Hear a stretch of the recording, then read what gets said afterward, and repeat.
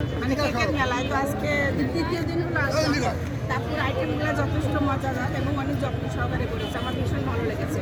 তো আমার মনে হয় যে সবাই যদি এরকম সুন্দরভাবে প্রেজেন্ট করে বা খাবারের মানটা ভালো করে, ইনশাল্লাহ তার বিজনেসটা আরও এগিয়ে যাবে।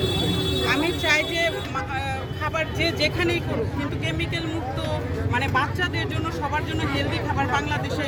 ব্যবসার জন্য টাকার জন্য কেউ যেন টাকা 2 টাকা বেশি হোক কিন্তু ভালো খাবার দিক।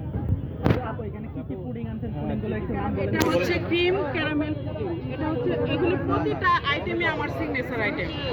আমি যেদিন এই পুডিংটা নিয়ে আমি টল হয়েছি, যেটা হচ্ছে দই পুডিং। এটা আসলে কোনোদিন কেউ নাম শুনে নাই, এটা আমার মাথায় আসছে যে কেকের এত যদি নাম হইতে পারে, পুডিং দিয়ে আমি কেন আইটেম আনতে পারবো না? আমার এখন মাথায় আসবে যে পুডিং এর মধ্যে টেস্ট ভিন্নতা, মানে সবকিছু আনা সম্ভব, যেটা না অন্যান্য খাবারের চেয়ে পুডিংটা হচ্ছে মানুষের পরিচিত একটা খাবার। তো আমি এটা নিয়ে আমি নিজে কাজ করব, এটা আমার স্বপ্ন। এটা আমি সেদিন তুলে ধরতে পারিনি। আমার কারো প্রতি কোনো অভিযোগ নাই। যারা যারা আমাকে ভুল বুঝেছে তারা ইনশাল্লাহ আমাকে আবার এটা নিয়ে অবশ্যই তারা আমাকে উৎসাহ করবে। এটার প্রতি আমার 100% আত্মবিশ্বাস যে আমি এখানে খাবার এনেছি, সেটা বড় কথা না। আসলে এখানে আমি ভালো কিছু তুলতে পারছি কিনা সেটা বড় কথা। আমার মুখের দিকে ফোকাস না করে আমি সবাইকে বলি যে আমার খাবারের দিকে ফোকাস না, যে এই খাবারগুলো আপনারা পৌঁছে দেন, যে সবাই যেন এরকম ভালো খাবার তৈরি করে এবং 2 টাকা বেশি হলেও যেন ভালো বাচ্চাদের জন্য ভবিষ্যৎ, ওরা ভবিষ্যৎ যেন বাচ্চারা একটা হেলদি খাবার পায়।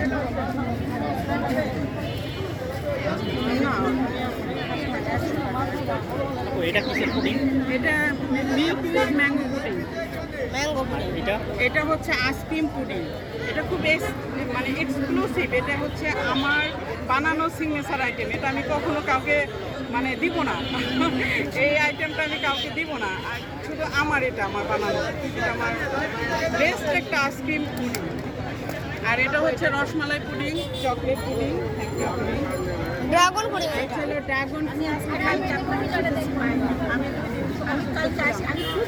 আসতে চেয়েছিলাম আমার আমি একা একা এগুলি chocolate rasmalai pudding, ice cream pudding, mango pudding, caramel pudding আর ড্রাগন পুডিং। কারণ এটা যাকে বেশি জেলাস করে তাকেই কোনোদিন আমি এরকম কথা শুনি না। আর আমি মানুষের সাথে খাবার নিয়ে কথা বলবো। আমি একটা স্কুল ক্যান্টিন চালাই, আমি সেটা নিয়ে কাজ করতে চাচ্ছি। প্রতিটা স্কুলে হোমমেড খাবার পৌঁছে যাক, মানে ভালো খাবার যাক, বাচ্চারা যেন একটা স্কুলে ভালো ভালো খাবার পায়। এটা নিয়ে আমি কাজ করব এবং করছি। ভবিষ্যতে এটা নিয়ে আমি এগিয়ে যাব।